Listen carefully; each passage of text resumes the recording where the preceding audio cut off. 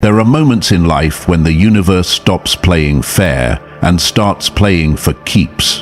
When someone sends darkness your way with such intensity, such venom, such pure malice, that they actually wish illness upon you, wish suffering upon you, wish the worst kind of pain imaginable, the cosmos takes notice.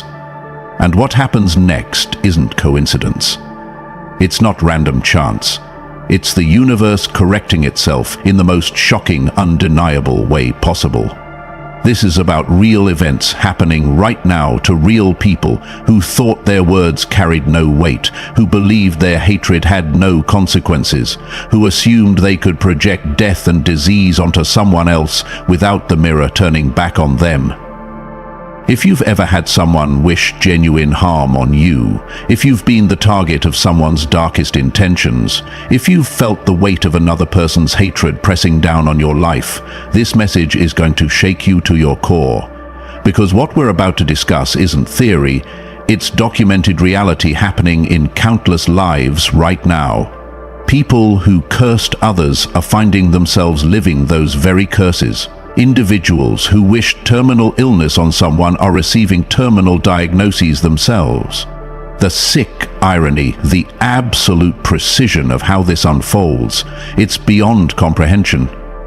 And if you're someone who's been on the receiving end of this darkness, you need to understand what's happening and why. Before we go deeper, I need you to do something right now. If this video found you at exactly the moment you needed to hear this, if you've witnessed this cosmic correction in your own life or in someone close to you, type 888 in the comments. That's not a random number, it's the frequency of abundance, karma, and infinite cycles completing themselves.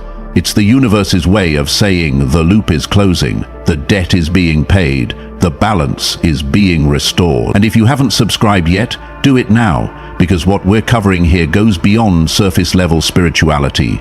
This is the raw, unfiltered truth about energetic consequences that most people are too afraid to discuss. Let's begin. You've probably heard the saying that energy returns to its sender. But most people think that's just a nice spiritual platitude, something to make us feel better when we're hurt. The reality is far more literal, far more immediate, and far more terrifying than anyone wants to admit. When someone focuses their consciousness, their intention, their emotional energy on wishing harm to another person, especially something as specific and devastating as terminal illness, they're creating an energetic blueprint. They're literally coding the universe with a frequency of destruction. And here's what they don't understand. That blueprint needs a host.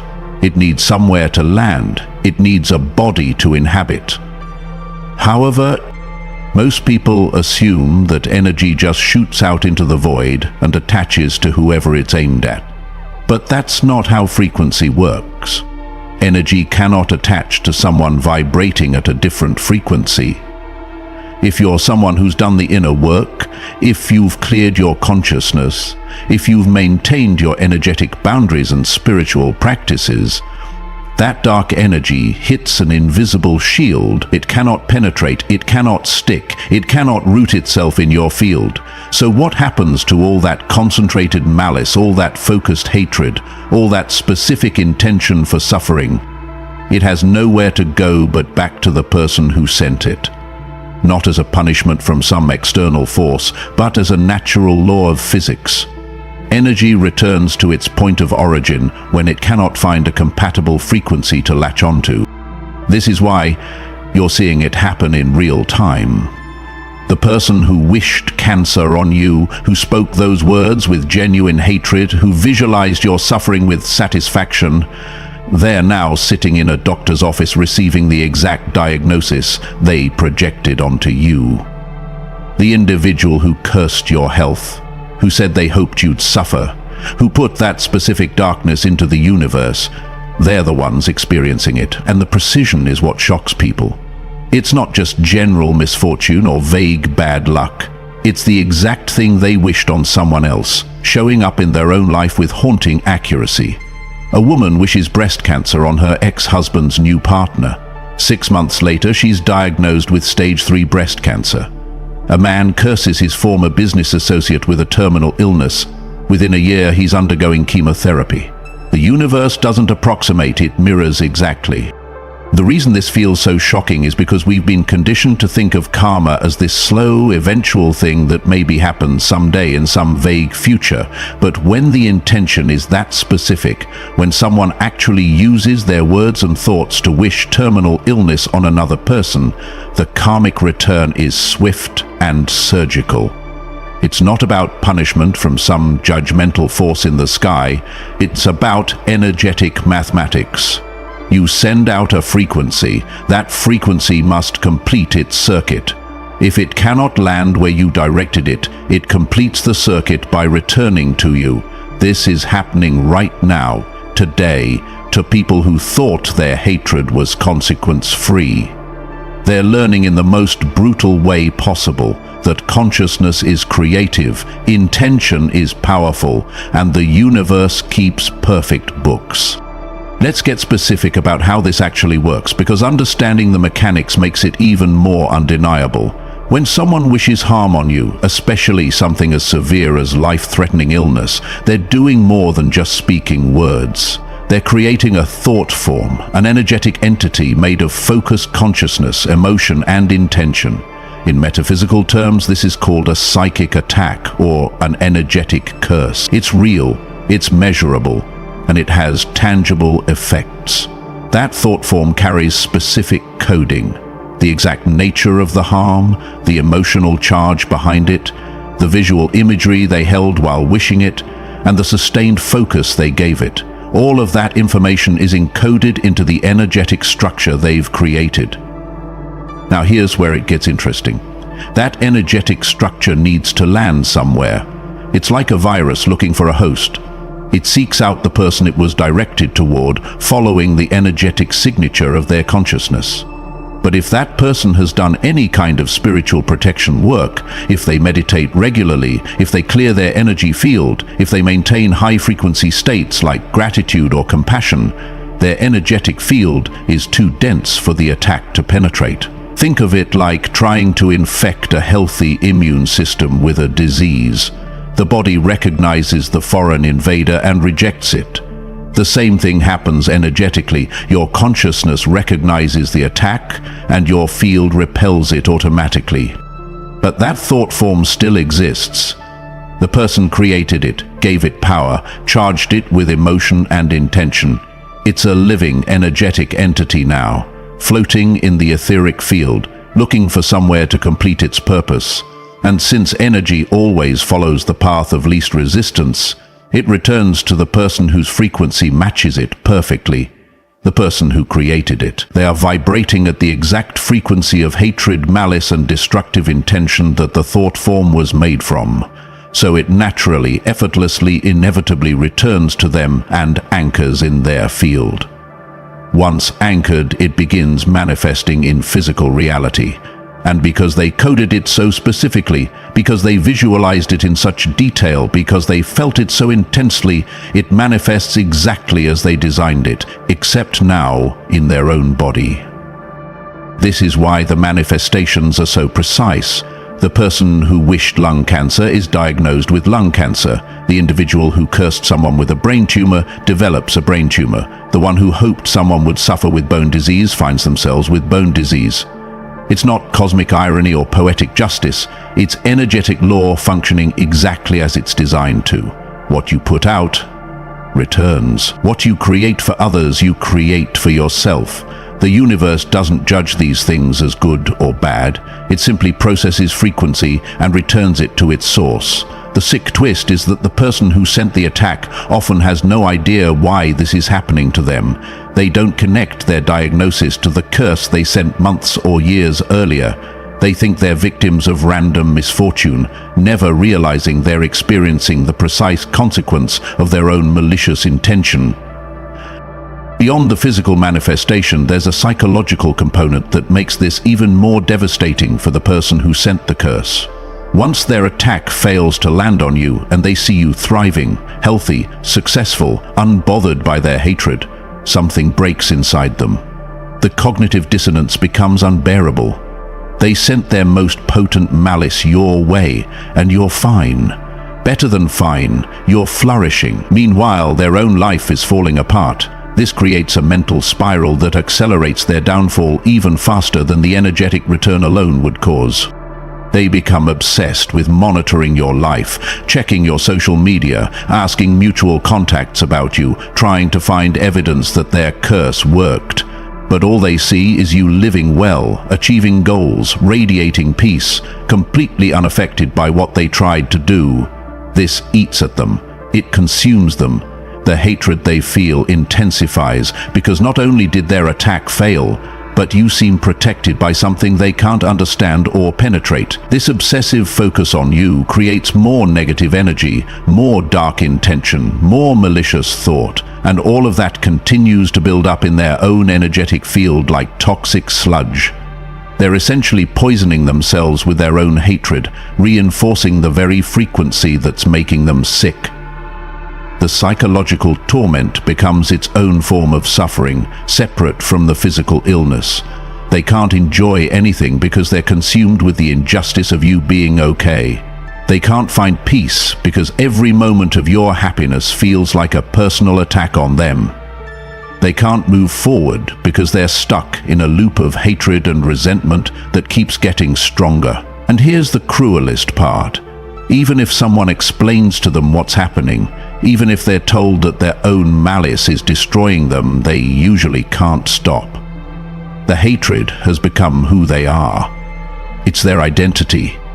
To let it go would mean admitting they were wrong, that they're responsible for their own suffering, and most people would rather die than admit that level of responsibility. So they continue the cycle, continuing to curse you in their mind, continuing to wish harm on you, continuing to send dark energy your way, and all of it continues to bounce back and compound in their own field. The diagnosis gets worse, the prognosis becomes grimmer, the treatment doesn't work as well as it should. And through it all, they're baffled by their bad luck, confused about why the universe is so cruel to them, angry at forces they think are external, never looking in the mirror and seeing the source of their destruction staring back at them. This is the psychological prison that comes with sending curses. You become the primary victim of your own malice, and most people are too proud or too unconscious to escape it. What makes this phenomenon even more powerful is that it doesn't happen in isolation. There are always witnesses, friends, family members, co-workers, mutual connections who know what the person said about you, who heard them wish harm on you, who witnessed their hatred and malice. When that same person gets diagnosed with exactly what they wished on you, those witnesses see it. They remember the words that were spoken. They remember the hatred that was expressed, and they put two and two together. The realization spreads through social circles like wildfire. People start whispering, start questioning, start recognizing that something beyond coincidence is at play. This creates a ripple effect that amplifies the lesson exponentially. Suddenly, it's not just the person who sent the curse learning about energetic consequences, it's everyone who witnessed it. People become more careful about what they say, more conscious of what they wish on others, more aware that their words and intentions carry weight.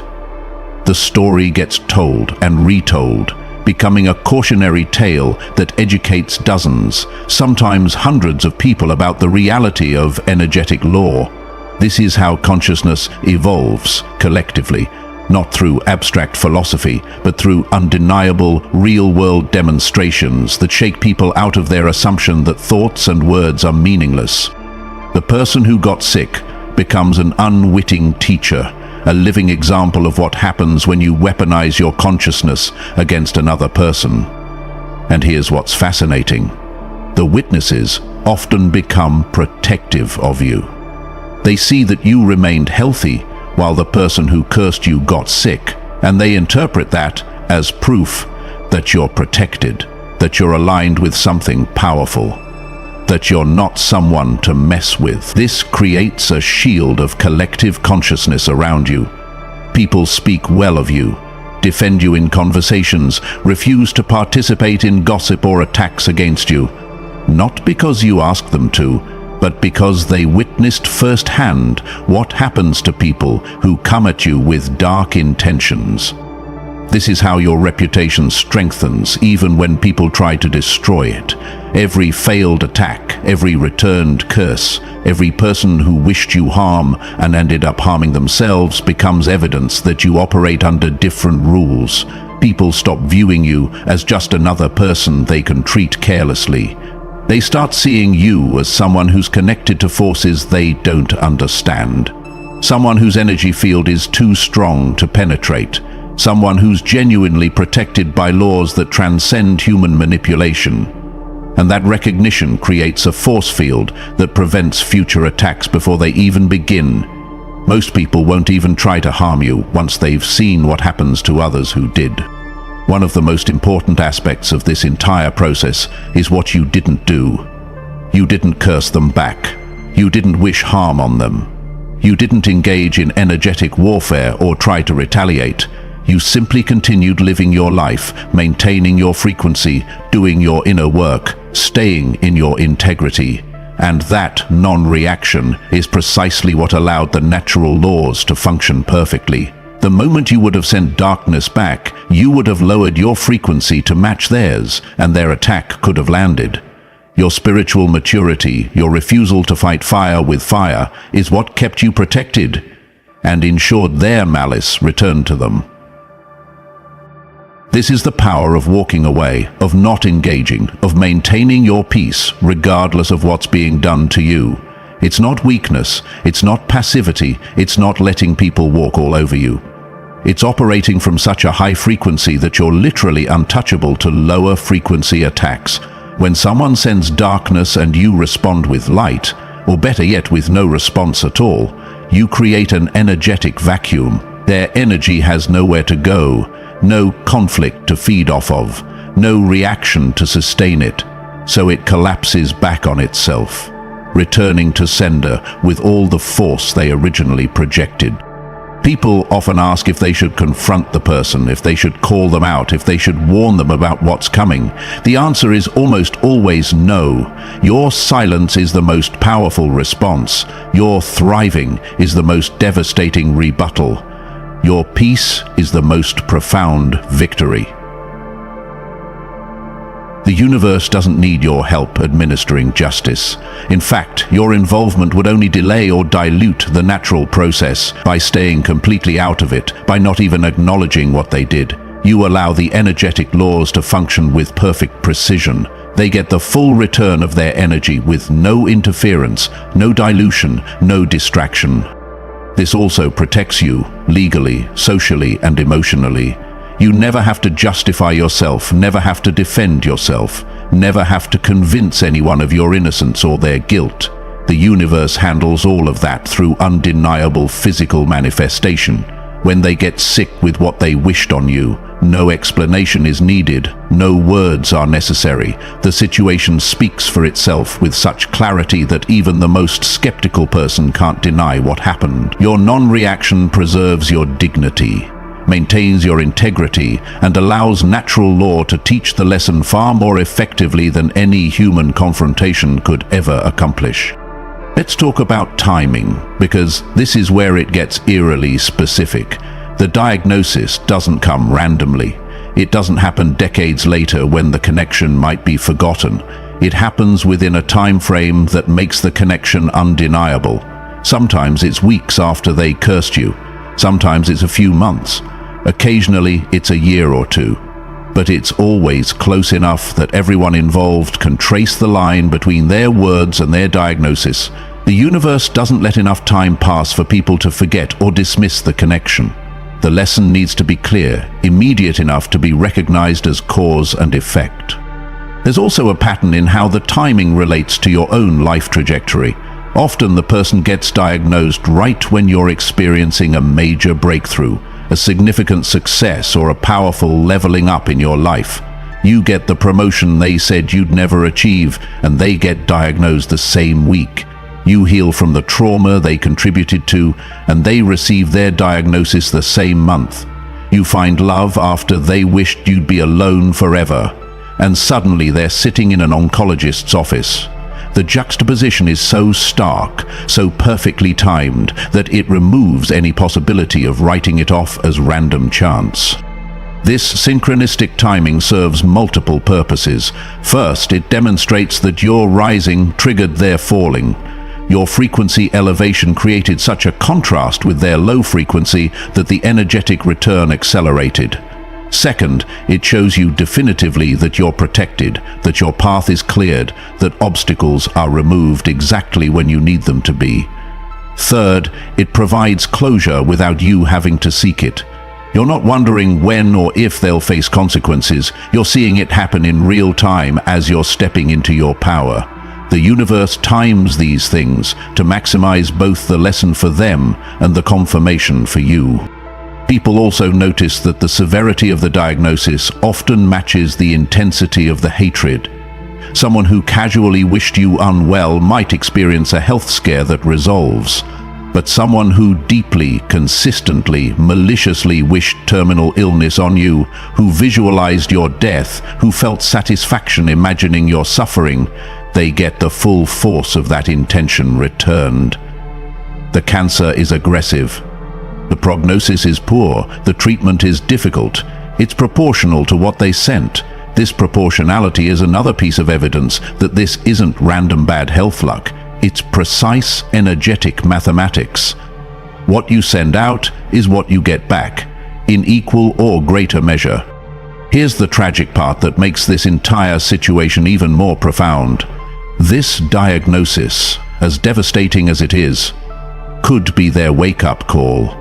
It could be the thing that finally breaks through their ego and forces them to look at their own toxicity, their own hatred, their own role in creating their suffering.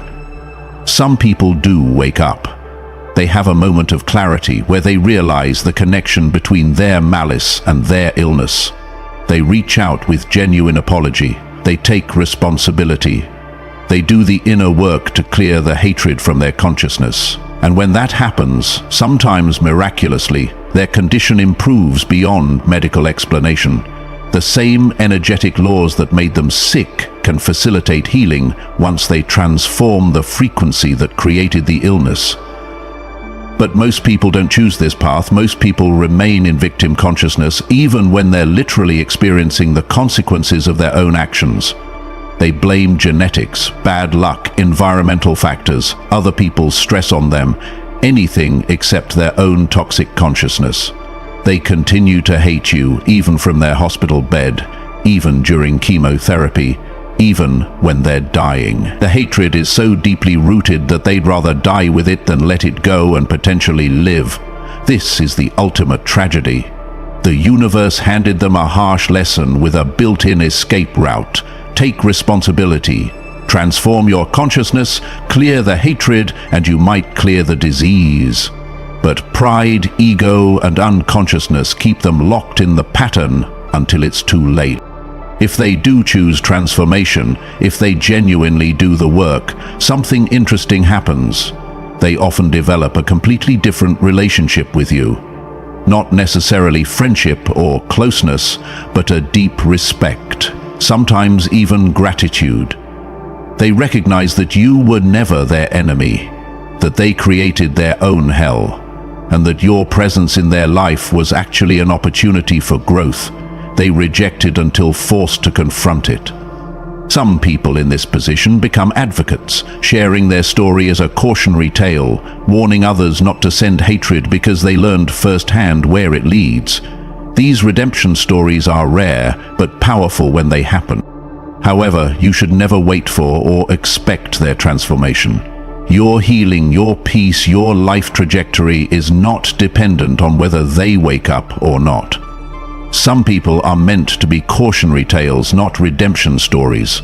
Some people will go to their graves blaming everyone but themselves, cursing you with their final breath, never understanding that they were the author of their own destruction. And that's their choice, their path, their lesson to learn or refuse. Your job is simply to maintain your frequency, continue your growth, and let the natural laws handle everything else.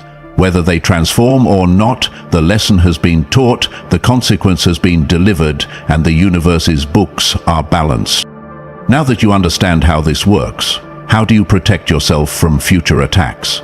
How do you ensure that anyone else who tries to curse you experiences the same energetic return? The first and most important practice is maintaining your frequency. This means daily energetic hygiene, meditation, grounding practices, clearing visualizations, protective prayers or intentions.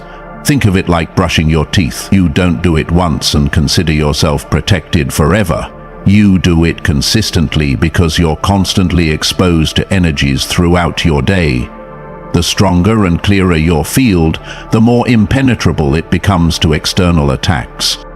The second practice is non-attachment to other people's energy. This means not taking on their emotions, not absorbing their projections, not making their hatred about you. When someone attacks you energetically, they're really revealing their own inner state. Healthy people don't curse others. Healed people don't wish illness on anyone. So when someone does this, recognize it as a display of their internal suffering, not a reflection of your worth. This perspective alone creates a shield, because you're not giving their energy permission to affect you. You're observing it, acknowledging it exists, and then releasing any attachment to it. That release is what allows it to bounce back effortlessly. The third practice is blessing your enemies. This might sound counterintuitive, but it's actually the most powerful protection available. When someone sends you darkness and you respond by genuinely wishing them healing, growth, and peace, you create an energetic paradox that cannot be penetrated. You're meeting their low frequency with such a high frequency that no dark energy can exist in that space. This doesn't mean you allow them in your life or trust them again. It means you release any energetic cords of hatred, resentment, or revenge. You free yourself from the energetic entanglement, which is the ultimate protection. The fourth practice is trusting the process completely. When you truly understand that energetic laws are mathematical, that cause and effect is inevitable, that consequences are guaranteed, you can release any need for personal justice. You don't need to check on whether they're suffering. You don't need to hear through the grapevine what's happening to them. You don't need confirmation or validation. You simply know that the universe is handling it with more precision than you ever could manually. This trust allows you to move forward, completely unburdened by the past, by the attack, by any lingering energy related to the person who tried to harm you. And that freedom is the ultimate victory. If you're watching this and you've witnessed this phenomenon in your own life, if someone who cursed you is now experiencing what they wished on you, you're not crazy for seeing the connection. You're not petty for noticing the timing. You're not wrong for recognizing the energetic mathematics at play. This is real. This is how consciousness works. This is the universe maintaining balance through undeniable physical demonstration. Your job now is not to gloat, not to feel superior, not to announce to the world what happened. Your job is to take it as confirmation that you're protected, that you're operating under energetic laws that transcend human manipulation, and that you can move forward with confidence knowing that anyone who tries to harm you will face natural consequences without you lifting a finger. For those watching who might have wished harm on someone and are now facing health challenges, hear this clearly. It's not too late to transform. Take responsibility, do the inner work, clear the hatred from your consciousness. Apologize if possible, not for their forgiveness, but for your own healing. Release the toxicity that's literally eating you alive. The energetic laws that made you sick can facilitate healing if you genuinely change the frequency you're operating from. But the choice has to be real. You can't fake spiritual transformation. The universe reads frequency, not words. If you truly clear the hatred, truly release the malice, truly transform your consciousness, you give yourself a chance at recovery that medical intervention alone cannot provide. And for everyone else watching, let this be your reminder to be impeccable with your words, conscious with your thoughts, and intentional with your energy. Don't wish harm on anyone, not because you're afraid of consequences, but because you understand that what you send out is literally what you create for yourself. Bless people even when they hurt you. Wish healing even on your enemies, not for them, but for you. Because maintaining a high frequency isn't just spiritual practice, it's practical protection. It's the difference between being affected by other people's darkness and being completely immune to it. If this message resonated with you, if you've seen this play out, if you understand the power of energetic law, type protected in the comments right now. Let that be your declaration that you're operating under different rules, that you're aligned with forces that maintain balance automatically, that you don't need to fight your own battles because the universe handles it with more precision than human revenge could ever accomplish. Thank you for being here. Thank you for doing the work. Thank you for maintaining your light even when others tried to dim it. You're not alone, you're not crazy, and you're definitely not unprotected. The universe has your back in ways you can't even imagine.